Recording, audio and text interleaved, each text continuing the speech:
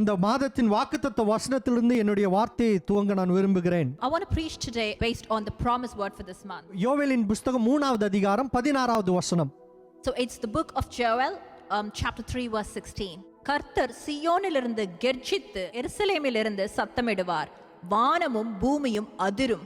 ஆனாலும் கர்த்தர் தமது ஜனத்துக்கு அடைக்கலமும் இஸ்ரவேல் புத்திரருக்கு அரணான கோட்டையுமாயிருப்பார். வானமும் பூமியும் அதரும், ஆனால் தம்முடைய பிள்ளைகளை அவர் பாதுகாக்கிற தேவனாய் இருக்கிறார். So we read there will be thunder, yet he is the Lord who protects his children. இந்த வருடத்தின் 11 மாதங்களும் தேசத்திலே உலகம் எங்கிலும் ஒரு அதிர்ச்சி உண்டாய் கொண்டிருக்கிறது. So this year 2020 for 11 months there has been a trembling, a thunder all over the world in this country. உலகத்திலே பாவம் பெருகிவிட்டது. There is sin that's rising in this world. வானமும் பூமியும் அதறினாலும் கர்த்தருடைய அடைக்கலம் உங்களோடு கூட இருக்கும் என்று சொல்லி அவர் வாக்கு பண்ணுகிறார். So God promises that even when the earth and the heavens will tremble, that his stronghold and protection will be there for us. கர்த்தருடைய ஊழியக்காரனாகிய நான் இந்த நாளில் உங்களோடு கூட நான் சொல்லுகிறேன், என்ன உங்களை சுற்றி நடந்தாலும் கர்த்தர் உங்களோடு கூட இருந்து உங்களை நடத்த வல்லமை உள்ளவர். I want to prophesy as the man of God today that whatever happens around you, the power of God is there with you. தம்முடைய ஜனங்களுக்கு என்று சொல்லி அந்த இடத்துல சொல்லப்பட்டிருக்குது பாருங்க. It clearly says to his people. இதுவரை ஒருவேளை வாழ்க்கையிலே சூழ்நிலைகளிலே இன்னும் அற்புதத்தை காணாத நிலைமையிலே இந்த சத்தத்தை நீங்க கேட்டுக்கொண்டிருந்தீங்க என்று சொன்னால், இப்பொழுது தீர்க்க தரிசனமாய் உங்கள் மத்தியில் நான் சொல்லுகிறேன், கர்த்தர் உங்கள் வாழ்க்கையிலே அரணான கோட்டையாய் இருந்து எல்லாவற்றையும் வல்லமையாய் முடிக்க வல்லமை உள்ளவர். So if you are going through still a situation where circumstances are not changing in your life, I want to prophesy right now that God is going to be a refuge and stronghold in your life. அப்ப பயப்பட மாட்டோம், கர்த்தர் நம்மளோடு கூட இருக்கிறார்.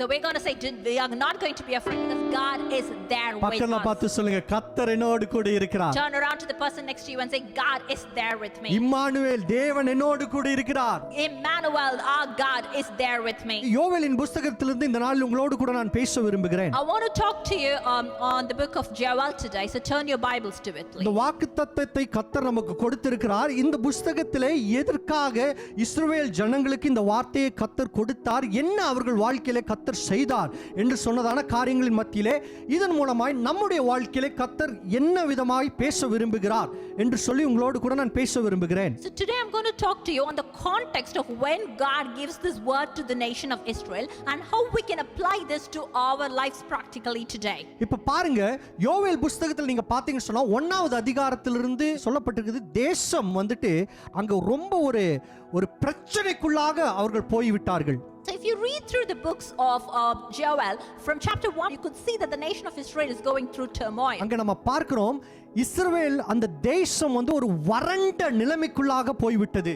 So if you read through this chapter further, you could see that the nation of Israel has gone into a drought. யோவேல் என்கிறதான கர்த்தருடைய தீர்க்கதரிசி இங்க என்னத்தை சொல்லுகிறார் என்று சொன்னால், இதை வந்து எப்படி அந்த தேசம் ஒரு வறண்ட நிலைமைக்குள்ள போயிருக்கு, கர்த்தருடைய கோபாக்கினி எப்படி அந்த ஜனங்களின் மேலே அந்த தேசத்தின் மேலே வந்திருக்கிறது என்று சொல்லி காண்பித்து கொடுக்கிறார். So we can see the prophet Joel is talking and showing us how the anger of God has been made to go the nation of Israel into drought. ஆனா என்னன்னு பாத்தீங்கன்னா, அங்க எங்கேயுமே என்ன விதமான பாவங்கள் இந்த ஜனங்கள் செய்தார்கள் என்று சொல்லவில்லை.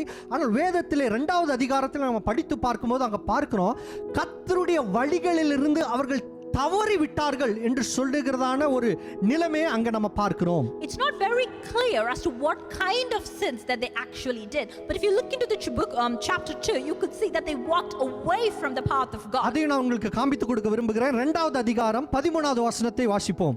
So if you look into chapter 2 verse 13, it says, நீங்கள் உங்கள் வஸ்திரங்களை அல்ல உங்கள் இருதயங்களை கிழித்து உங்கள் தேவனாகிய கர்த்தரிடத்தில் திரும்புங்கள், அவர் இரக்கமும் மன உருக்கமும் நீடிய சாந்தமும் மிகுந்த கிருபையும் உள்ளவர். அப்ப பாருங்க, அந்த இடத்துல சொல்லுகிறது தேவனிடத்திலே திரும்புங்கள் என்று சொல்லி. It clearly says face turned to God. So அப்போ வந்துட்டு அவர்கள் முகத்தை அவர்கள் தேவனிடத்தில் நோக்கி பார்ப்பதை விட்டு விட்டார்கள். So they have actually stopped focusing and looking at God. ஆனா கர்த்தர் பாருங்க யோவேல் தீர்க்கதரிசி மூலமாக கர்த்தருடைய வார்த்தை அந்த இடத்துல பேசுகிறார். But God is talking his word through prophet Joel.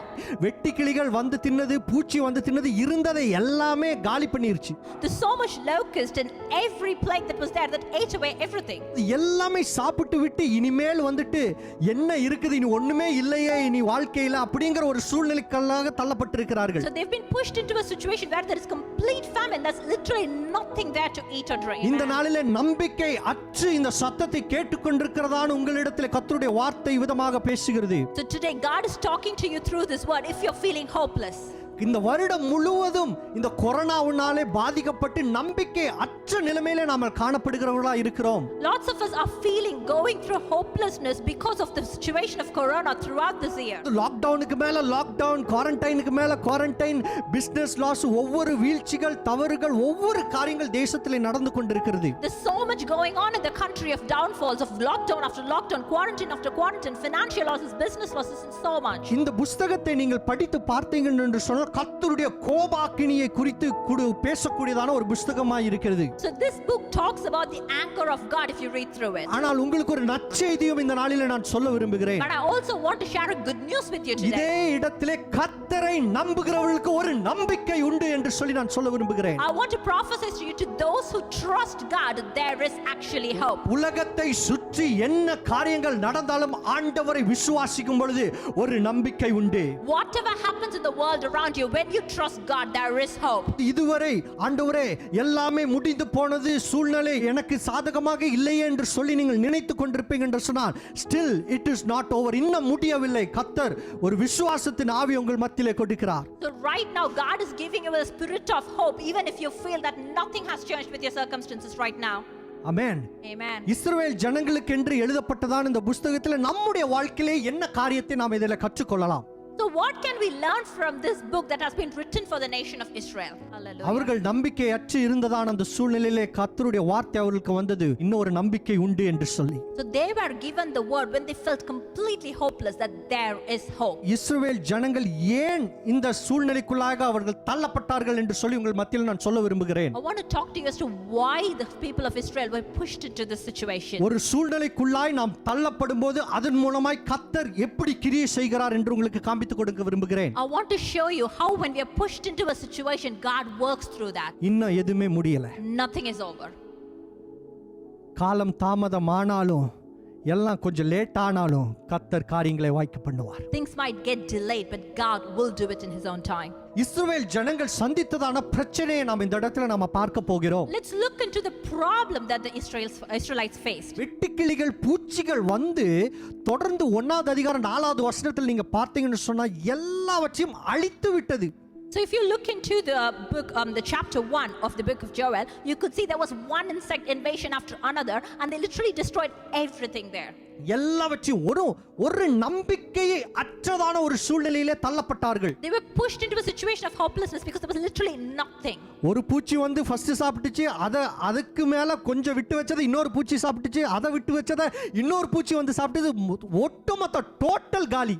So it was complete invasion, one insect after insect, and literally they ate everything, and there was absolutely nothing there. நல்லா கவனிங்க, நம்பிக்கை அற்றதான சூழ்நிலையிலே கர்த்தருடைய பிள்ளைகள் தள்ளப்பட்டார்கள். So this was a situation where the children of God were pushed into utter hopelessness. இரண்டாவதாக அங்க பாருங்க, அவர்களுக்கு எதிராக அநேக சேனைகள் எழும்பி தரமட்டமாக அவர்களை ஆக்கிவிட்டார்கள். So the next thing, if you see, there was a huge army that raised against them and made them literally into nothing. அதே 1வது அதிகாரம் 5வது வசனத்திலிருந்து 7வது வசனத்து வரைக்கும் நீங்க வாசித்தீங்கன்னா உங்களுக்கு அது புரியும். So if you'll understand that if you read verses 5 to 7 in chapter 1 of the book of Joel. ஏனால் அந்த சேனை வந்துட்டு மிகவும் வல்லமை உள்ளதான ஒரு சேனையா இருந்தது என்று சொல்லி நாம பார்க்கிறோம். You read that, you will see that the army was so mighty and strong. அவர்களை எதிர்த்து நிற்கக்கூடியதான சக்தியில் அவரோ ஒரு வல்லமை உள்ளதான ஒரு சேனை. They did not have strength to stand against that army. It was that strong. Amen. மூன்றாவதாக ஒரு வறுமைக்குள்ளாய் தள்ளப்பட்டார்கள். The third thing we see is they went to poverty. 1வது அதிகாரம் 8 இருந்து 13 வரைக்கும் நீங்க படிச்சு பாருங்க. So you read through the verses from 8 to 13 in chapter 1. அந்த பூமியிலே தொடர்ந்து வந்து வறுமை, அது ஒண்ணுமே அவங்க விதைக்கிறது எதுவுமே வளர மாட்டேங்குது, வறுமையாய் மாறிவிட்டது. It was literally emptiness and poverty there if you read through this verse, because whatever they tried to sow, there was no growth, there was complete famine and drought. 4வது அவர்கள் கீழ்ப்படிதலுக்குள்ளாய் தள்ளப்பட்டார்கள். Number 4, they were actually pushed into a situation of obedience. எல்லாரும் கர்த்தருடைய தீர்மானத்தின்படியே நடந்தது. Everything happens according to God's plans. ஏனென்று சொன்னால் ஜனங்கள் கர்த்தருடைய சித்தத்தை விட்டு அவருடைய வழியை விட்டு விலகி விட்டார்கள். Because the people of Israel moved away from the path of God. அதுதான் யோவேல் தீர்க்கதரிசி அழகாக அங்க சொல்ல, இது கர்த்தருடைய நாள், இது கர்த்தருடைய நியாய தீர்ப்பின் நாளா இருக்கிறது என்று சொல்லி அந்த இடத்துல சொல்கிறார் பாருங்க. So the prophet clearly says this is the day of judgment from God. அவர்கள் செய்ததான பாவத்திற்கும் எல்லாவற்றுக்கும் இது வந்து அப்படியே அவங்களை பிடித்து விட்டது. Because of all the sins, this is happening and holding on to them. நம்முடைய வாழ்க்கைக்கு இந்த வசனத்தை நாம எடுத்துக்கொள்வோமே என்று சொன்னால், இந்த வருடத்தில் நாம பார்த்தோம் என்று சொன்னால், இந்த கொரோனா, இந்த வியாதி இந்த வருடம் முழுவதும் ஒரு வாதை எல்லாரையும் போட்டு அமுக்கிருச்சு பாருங்க. So if we try to apply this in our life, this year, this concept of corona and the coronavirus has literally got a strong hold on everyone this year. எப்படி வேதத்தில் இஸ்ரவேல் ஜனங்களின் மேலே இந்த யோவேல் தீர்க்கதரிசி எப்படி தீர்க்கதரிசனம் செய்கிறாரோ, எப்படி அவர்கள் மேலே கர்த்தருடைய நியாய தீர்ப்பு வந்து இறங்கினதோ, நான் விசுவாசிக்கிறேன் நம்முடைய வாழ்க்கையில இந்த நாட்களிலே கர்த்தருடைய நியாய தீர்ப்பு வந்து இறங்கி இருக்கிறது. Just like how the prophet Joel prophesies, I want to tell you this is the day of judgment, just like how it was mentioned then. ஏனென்று சொன்னால் அநேகர்கள் வந்து கர்த்தருடைய வழியை விட்டு விலகி விட்டார்கள். It's because lot of people have moved away from the path of God. கர்த்தருடைய நியாயத்தீர்ப்பின் நாட்களுக்குள்ளாய் நாம் இருக்கிறோம். We are going through the days of God's judgment. நம்முடைய வாழ்க்கையில நீங்க பாருங்க, எல்லாம் பாவத்திற்கு மேல பாவம் பெருகிக் கொண்டே இருக்கிறது. So if you look at the world and the life around us, this increase in this and rise in sins all around. இந்த கொரோனா வந்துட்டு ஒரு வறண்ட நிலைமையை தேசத்திலே உண்டு பண்ணிவிட்டது. So the corona has created an exact picture of drought in the world just like this. இஸ்ரவேல் ஜனங்களுக்கு இருந்ததான அதே சூழ்நிலையின் மத்தியிலே நீங்களும் நானும் ஒருவேளை காணப்படலாம். We might be going through the same situation as the children of Israel. ஒரு நம்பிக்கை அற்றதான ஒரு சூழ்நிலை. The circumstance of hopelessness. அடுத்த வருடத்துக்குள்ளாய் கடந்து போகிறோம், என்ன நடக்க போகுது, எப்படி ரூல்ஸ் வரப்போகுது, மறுபடியும் உலகம் நார்மலுக்கு வருமா வராதா, நிறைய கேள்விக்குறியோடு கூட நாம் அமர்ந்து கொண்டிருக்கலாம். We are sitting here with so many questions running through our mind. We are going to step into a new year soon. How is it going to be? Are our lives going to be back to normal? Is that going to be more lockdown? What is going to happen? நிறைய பேருக்கு வேலை போயிருச்சு. Lots of people have lost jobs this year. நிறைய பேருக்கு வந்துட்டு பலவீனத்தின் மத்தியில குடும்பம் தள்ளப்பட்டது. Lots of people have gone into weakness in their families. விலைவாசிகள், சாப்பாடு மற்ற காரியத்தின் விலைவாசிகள் ஏறிருச்சு. Prices have been rising for groceries and everything. என்ன நடக்குது என்று தெரியாத ஒரு சூழ்நிலை. It is very uncertain circumstances. அந்த பாவத்தின் மத்தியிலே கர்த்தர் அவர்கள் மத்தியிலே கிரியை செய்தார். God is a God who does things amongst this hopelessness. வேதத்துல பாருங்க தெளிவாக சொல்லுகிறது. ஐசையாவின் புத்தகம் 5வது அதிகாரம் 20வது வசனத்தை படிங்களேன். If somebody could read Isaiah chapter 5 verse 20. தீமையை நன்மை என்றும் நன்மையை தீமை என்றும் சொல்லி இருளை வெளிச்சமும் வெளிச்சத்தை இருளுமாக பாவித்து கசப்பை தித்திப்பும் தித்திப்பை கசப்பென்றும் சாதிக்கிறவர்களுக்கு ஐயோ. தீமையை நன்மை என்று சொல்லக்கூடியதான ஒரு காலத்துல நம்ம இருக்கிறோம். We're living in times where bad is being depicted as good. நன்மையை தீமை என்று சொல்லக்கூடியதான ஒரு காலத்துல இருக்கிறோம். Good is being depicted as bad. நீங்க வந்து US எலெக்ஷனை ஃபாலோ பண்றீங்களான்னு தெரியாதுல, ஆனா நான் நல்லா அது ஃபாலோ பண்ணிட்டு இருக்கேன். I didn't know if you followed US elections, but I was following it. அங்க என்ன நடக்குதுன்னு பார்க்கிறதுக்கே ஒரே ஒரு குழப்பமா இருக்குது. It's so much confusion even to look at what's going on. News media ஒவ்வொரு காரியத்தை தவறாக ப்ராஜெக்ட் பண்றாங்க, தவறான காரியங்களை சொல்லுகிறாங்க, இன்னொரு சேனல் ஒரு விதமா சொல்றாங்க. அப்படியே ஒரு குழப்பத்துக்குள்ளாய் நாம தள்ளப்படுகிறோம். Every TV channel gives their own interpretation and there's so much confusion of what is happening there. உலகம் முழுவதும் பாருங்க இதுதான் நடந்து கொண்டிருக்கிறது. தீமையை நன்மை என்றும் நன்மையை தீமை என்றும் மாற்றி மாற்றி மாற்றி மாற்றி ஒரு காலகட்டத்தில் நாம தள்ளப்பட்டு கொண்டிருக்கிறோம். All over the world we could see that we are in times where good is being depicted as bad and bad is being depicted as good, and there's so much confusion around. நீங்க யோசித்து பார்த்தீங்கன்னு சொன்னால் அந்த ஆதி காலத்தில் இருந்ததான அந்த வல்லமை இல்லாதவர்களாய் நாம் காணப்படுகிறோம் இந்த நாட்களிலே. You look into it very very clearly. Right now we are looking through a time where there is no might and power as it was in previous times. வாலிபர்கள் முன்பாக இருந்ததான அந்த கர்த்தருக்கென்று வைராக்கியமாய் இருந்ததான காலங்களை விட்டு குளிர்ந்து போகிறதான நிலைமைக்குள்ளாய் தள்ளப்பட்டு கொண்டிருக்கிறோம். We are seeing lot of young people going away from God and not having the same power and expectation. விசுவாசத்திற்கு பதிலாக பயம் நிறைந்தவர்களாய் நாம் காணப்படுகிறோம். There is so much fear instead of trust in today's life. பரிசுத்தத்திற்கு நேரா இல்லாமல் பாவம் நிறைந்தவர்களாய் நாம் காணப்படுகிறோம். There is more sin than righteousness. மற்றவர்கள் மேலே பகை உள்ளவர்களாய் நாம் காணப்படுகிறோம். There is so much revenge amongst people. நம்மளை சுற்றி நடக்கிறதான காரியங்களை எடுத்துக்கொள்ளுங்க, அப்படியே காலங்கள் மாறிக்கொண்டிருக்கிறது. If you turn around and look around the people and the population around us, there's so much things that are changing. பாவம் உலகத்திலே நிறைந்து கொண்டிருக்கிறது. There is so much sin that's rising in the world today. கர்த்தருடைய கோபாக்கினி ஒருவேளை நம்முடைய தேசத்தின் மேலே இறங்கி இருக்கலாம். We don't know if there is God's anger that has come upon our country right now. நாம ஆயத்தமாய் கொள்ளணும் கர்த்தருடைய பிள்ளைகளே. We need to be ready to receive the Lord, our children of God. அவருடைய கடைசி காலத்திலே நாம் இருக்கிறோம். This we are looking at the end of days. அவருடைய வருகை மிகவும் சமீபமாய் இருக்கிறது. His coming is so near us. ஆனால் நம்முடைய இருதயம் ஒரு மட்டு போன நிலைமையிலே நாம காணப்படுகிறோம். மறுபடியும் அதே காரியங்களை மீண்டும் மீண்டும் செய்து பாவத்துக்குள்ளாய் நம்முடைய வாழ்க்கையை நாம் போய் கொண்டிருக்கிறோம். But our heart has become so blunt and dull that we are repeating the same thing over and over again and walking into the sin over and over again. ஒரு எழுப்புதல் நம்முடைய தேசத்திலே நமக்கு தேவை. We need a rising right now in our country. ஒரு எழுப்புதல் நம்முடைய குடும்பத்திலே நமக்கு தேவை. We need a rising right now in our family. ஒரு எழுப்புதல் நம்முடைய சபையிலே நமக்கு தேவை. We need a huge rise of this power in our church right now. உங்களை நீங்களே இந்த நேரத்தில் சோதித்து பார்த்துக் கொள்ளுங்கள். எப்படி ஆண்டவருக்காக வைராக்கியமா இருந்த நாம் எப்படி குளிர்ந்து போய் கொண்டு இருக்கிறோம் என்று சொல்லி சோதித்து பாருங்கள். Look into yourself right now and ask the question, are you still closer to God? Are you warming up to him or gone really cold and dark with him? இந்த ஆண்டவரை தேடணும் என்கிறதான வாஞ்சை உடையவர்களா இன்னும் நாம காணப்படுகிறோமா? Are you still earning and expectant to receive God and his spirit? கர்த்தர் அவ்விதமான ஒரு சந்ததியை வேணும் என்று சொல்லி தெரிந்து கொள்கிறார். God wants a generation like that for him. அவருடைய அழைப்பை ஒவ்வொருவர் மேலும் அபிஷேகத்தை ஒவ்வொரு மேலும் அவர் வைத்திருக்கிறார். He has a call and purpose for each and every one of them. அந்த அபிஷேகம் நம்ம மேல இருக்கும் பொழுது அந்த இன்னும் தாகம் உள்ளவர்களாய் நாம் காணப்படுகிறோமா? When we have that, we need to have more thirst for him. இஸ்ரவேல் ஜனங்கள் சந்தித்ததான பிரச்சனை, The problem the Israelites faced, கர்த்தருடைய வழியிலிருந்து திரும்பி போனதினாலே அநேக வறுமைக்குள்ளாகவும் வேதனைக்குள்ளாகவும் போராட்டத்துக்குள்ளாகவும் அவர்கள் கடந்து போனார்கள். when they turned away from the Lord, they had to walk through turmoil and trials and trouble.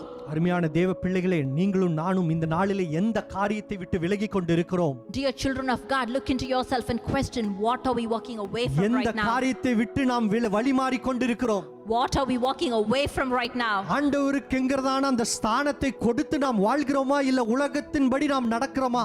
Are we giving the priority and significance to God? Are we conforming to the world? ஒருவேளை எனக்கு தெரியாது ஆண்டவருடைய கோபாக்கினிக்குள்ளாய் நாம் இறங்கி விட்டோமா என்று I சொல்லி. don't know if we have gone into God's anger right now. நம்முடைய தேசம் அதே ஒரு சூழ்நிலையில் இப்பொழுது காணப்படுகிறதை நாம Our பார்க்கிறோம். country is going through that right now that we can see. சபைகள் மாறணும், குடும்பங்கள் மாறணும், வாழ்க்கைகள் மாறணுங்க.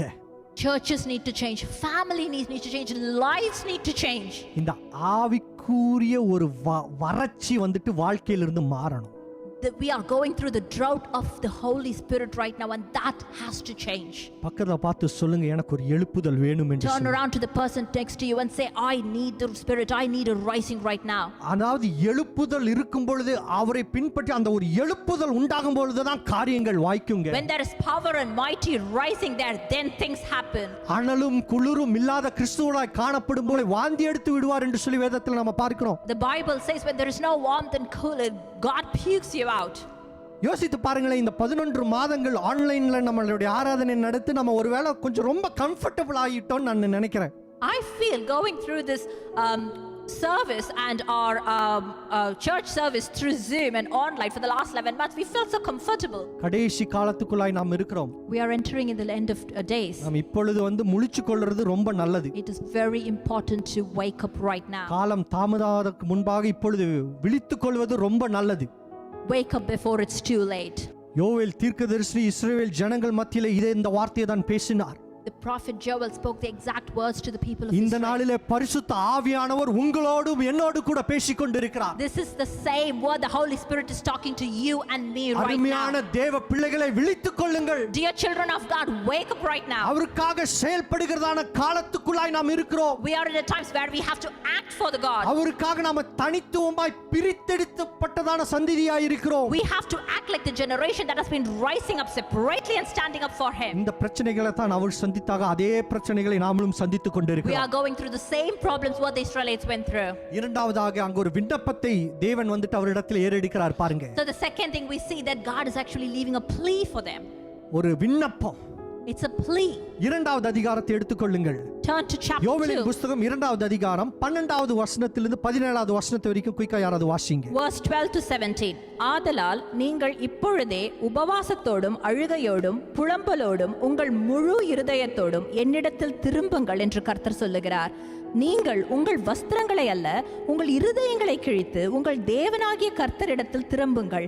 அவர் இரக்கமும் மன உருக்கமும் நீடிய சாந்தமும் மிகுந்த கிருபையும் உள்ளவர். அவர் தீங்குக்கு மனஸ்தாபப்படுகிறவராயிருக்கிறார்.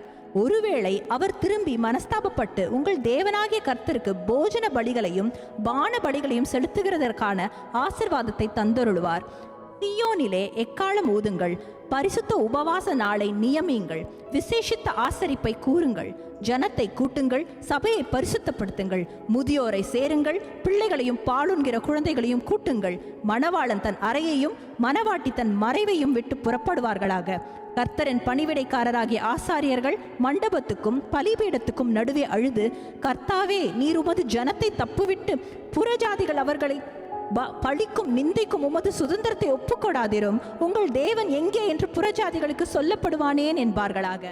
கடந்த 2 வாரத்துக்கு முன்பாக குழந்தைத்தனத்திலிருந்தும் ஆவிக்குரிய மெச்சூரிட்டியை குறித்து நான் உங்களோடு கூட நான் பேசினேன். If you remember 2 weeks ago I spoke about how to move on from being a child like believer and to be a mature believer. ஆனா இங்க கர்த்தருடைய வார்த்தை முதலாவது என்ன சொல்லுது பாருங்க, மனம் திரும்புங்கள். The first word God says is repent. அத மனம் திரும்பும்போது சும்மா சாதாரணமா நம்ம ஓகே மனம் திரும்புறோம்ன்றல முழுமையாக உள்ளத்தின் ஆழத்திலிருந்து முழுமையாய் மனம் திரும்ப வேண்டும். Repent is just not saying okay I'll change. Repent is basically doing it from the deepest of your hearts. அங்க அழகாக அந்த வசனம் சொல்லி இருக்கு பாருங்க, சும்மா நம்மளுடைய துணியை மாத்துறது மாதிரி இல்ல மனம் திரும்புறது. The verse beautifully says it's not just like changing your clothing. உள்ளத்திலிருந்து முழுமையாய் நாம் மாற வேண்டும். It says you have to tear your hearts apart and change from the inside completely. இது சில நேரத்துல சிலவங்க நீங்க பாத்தீங்கன்னா பயங்கரமா கோவப்படுவாங்க. If you see some people get really angry. அப்புறம் வந்துட்டு ஓகே மன்னிப்புன்னு என்று சொல்லுவாங்க.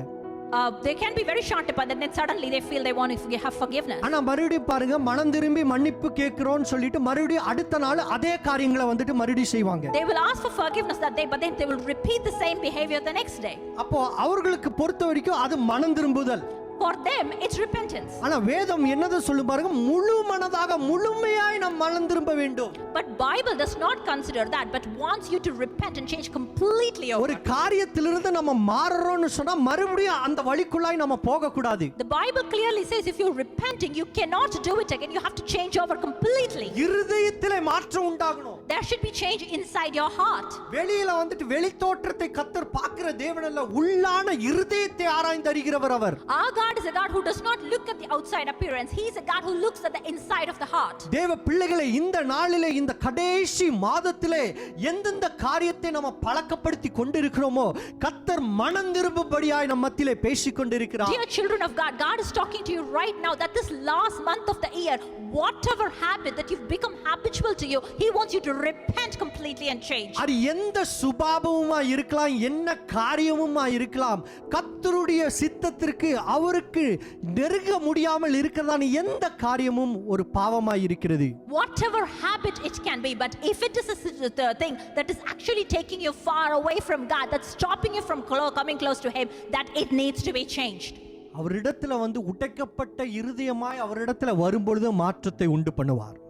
When we come to Him with broken heart, He changes things. அவரிடத்துல வரும்பொழுது தாங்க மாற்றம். There is change only when we come close to Him.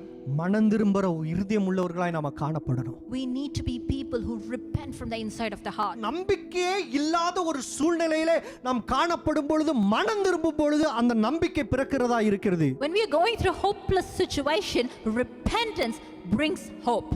அதுதான் வேதத்துல சொல்லுங்க, மனம் திரும்புங்கள் பரலோக ராஜ்யம் சமீபமாய் இருக்கிறது என்று சொல்லி. That's why the Bible says repent and the kingdom of God is near. பரிசுத்த ஆவியானவர் தெளிவாக திட்டவுமாக உங்களோடு கூட இந்த நாளிலே பேசிக் கொண்டிருக்கிறார். Whatever we are going through right now, the Holy Spirit is talking to you right this minute. அதுதான் தாவீது சொன்னா, ஆண்டவரே எனக்கு ஒரு புதிய இருதயத்தை நீங்க தாருங்க. That's what David says, God give me a new heart. விசுவாசமும் வைத்துட்டு பயமும் வைத்துட்டு இருக்க கூடாது.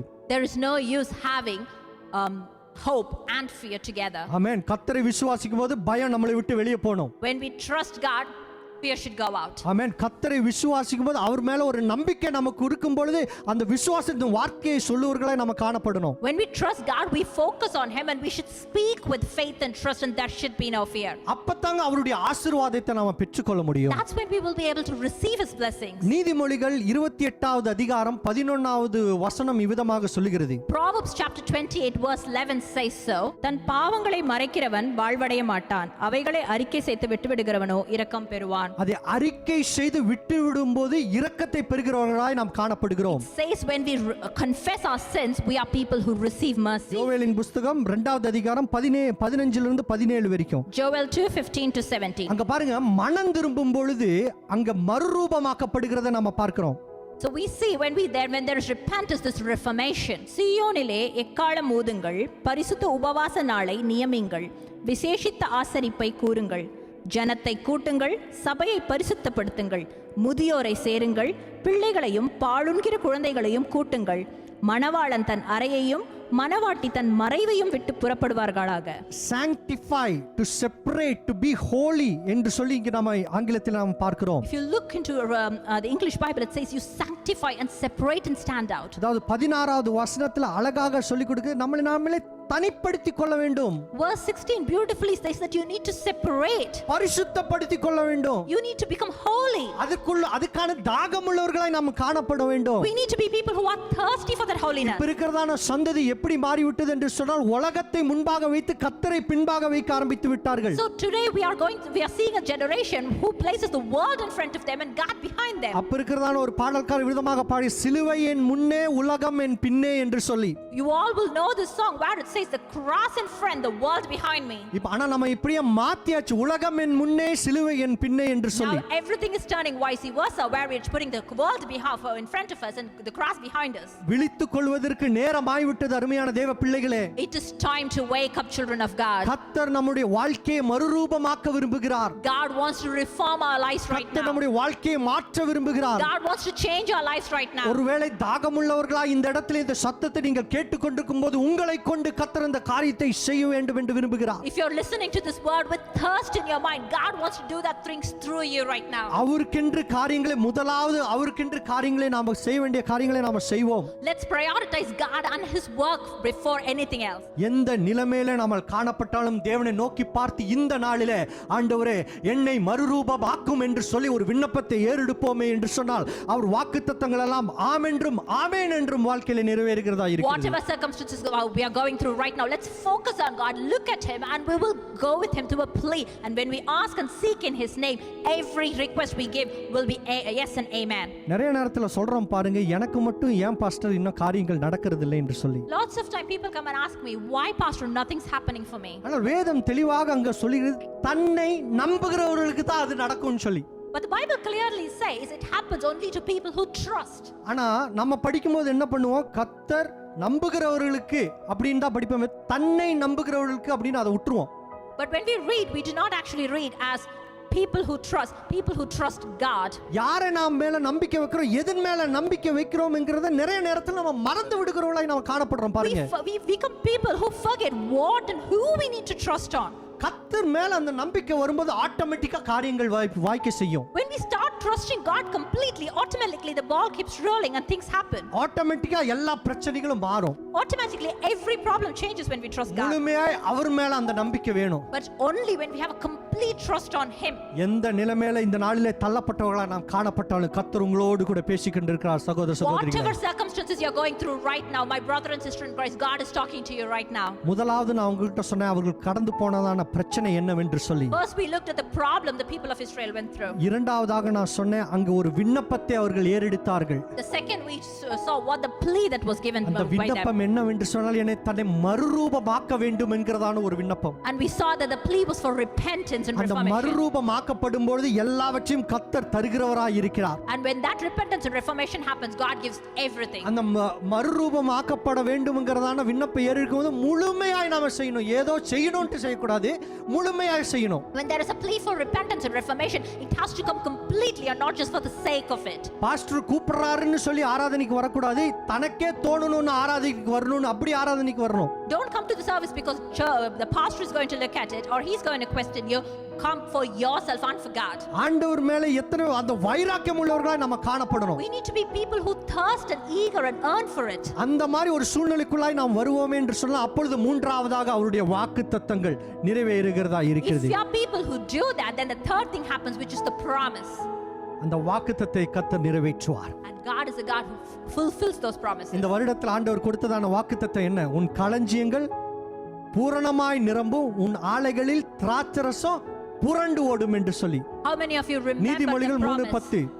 How many of you remember the promise for this year? It was Proverbs chapter 3 verse 10. எத்தனை பேருக்கு களஞ்சியங்கள் நிரம்பினது என்று சொல்லி எனக்கு தெரியாது. I don't know whose barn was completely filled as per the எத்தனை promise. பேருக்கு ஆலையில திராட்சரசம் புரண்டு ஓடிச்சுன்னு சொல்லி தெரியாது. I do not know how many of us had wine flowing through. ஆனா அதை குறித்து அநேக சாட்சிகளை என்னால சொல்ல முடியும். But I could say a million testimonies based on it. Hallelujah. Amen. கர்த்தருடைய வார்த்தையை விசுவாசிக்கும் பொழுது சூழ்நிலைக்கு அப்பாற்பட்டதான காரியங்களை செய்பவர். When we trust God's word, God is a God who does beyond the நினைத்து circumstances. பாருங்க, இப்ப இருக்கிறதான சூழ்நிலையிலே நிலைமையிலே நாம் இப்படி இருப்போம்னு சொல்லி நினைத்து பார்த்திருப்போமா? How many of us were even thinking how the situation that we would be in right now? நினைக்காத உயர்வுகளை கொடுப்பவர் நம் தேவன். God is a God who gives beyond our own imagination. நினைக்காத காரியங்களை செய்பவர் நம் தேவன். He is a God who does beyond our what we ask for. மனுஷன் அநேக காரியங்களை பிளான் பண்ணுகிறான், ஆனா கர்த்தர் நம்முடைய வாஞ்சைகளுக்கும் மேலான காரியங்களை நமக்கு கொடுக்கிறார்.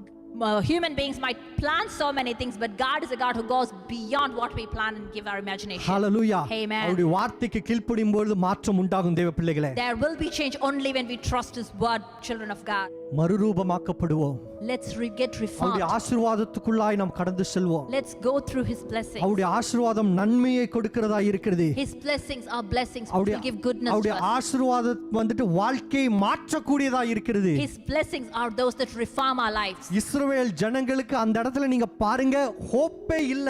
ஒரு எந்த ஹோப்பும் இல்லாத சூழ்நிலையில கர்த்தருடைய வார்த்தை பேசப்படுகிறது. This is a situation where the people of Israel had no hope and yet God's word reached them. ஒருவேளை ஹோப்பே இல்லாத சூழ்நிலையில் இந்த சத்தத்தை நீங்க கேட்டுக்கொண்டிருக்கலாம். You might be hearing this word and this sound right when you're going through a circumstance of hopelessness. அவருடைய ஆசீர்வாதத்தின் மலையை பொழிய பண்ணுவேன் என்று சொல்லி கர்த்தர் வாக்கு பண்ணுகிறார். God promises to give you showers of blessing. ஒரு புதிய ஒரு சீசனுக்குள்ளாய் கர்த்தர் உங்களை கொண்டு போக He's போகிறார். going to make you enter into a new season of change. தடைகளை எல்லாம் இயேசுவின் நாமத்தினாலே மாற்ற போகிறார். In the name of Jesus, He's going to break every obstacle. ஹalleluya. எந்த Amen. தடைகளின் மத்தியிலே உங்கள் வாழ்க்கை காணப்பட்டாலும் அவருடைய அற்புதத்தின் ஆவி கிரியை செய்து மாற்றங்களை உண்டு பண்ணுகிறதா இருக்கிறது. If there are obstacles going through in your circumstances right now, in His name, everything is going to be broken down. வேலைகளிலே தடை இருக்கலாம், வீட்டிலே குழப்பம் இருக்கலாம், எல்லாத்திலும் சமாதானத்தின் ஆவி இந்த இடத்துல கடந்து வருகிறதா இருக்கிறது. The spirit of peace is going to come right now. If you're going through confusion in your family, you're going through problems at work. வறண்டு போன இடங்களிலே ஒரு ரிவைவல், வறண்டு போன இடத்துல ஒரு எழுப்புதல் நம்மளோட வாழ்க்கையில We உண்டாகணும். need growth and revival in spirit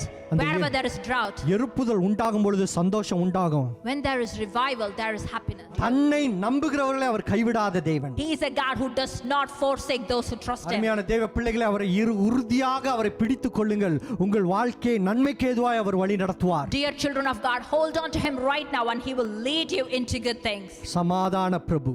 He is a God of peace. அந்த சமாதானத்தை தான் இந்த மாதம் முழுவதும் நம்ம கொண்டாடி கொண்டிருக்கிறோம். That's what we are celebrating this whole month, His peace. அவருடைய பிறப்பை நம்ம கொண்டாடி We கொண்டிருக்கிறோம். are celebrating His birth. பிறந்ததுனால இந்த உலகத்திற்கே ஒரு சமாதானம் பாருங்க. Because of His birth, the whole world is covered in peace. கிறிஸ்துவின் பிறப்பு இந்த மாதத்திலே நாம் ஒவ்வொருவரையும் வழிநடத்த வல்லமையுள்ளதா இருக்கிறது. So the real joy of Christ's birth will lead us through this month.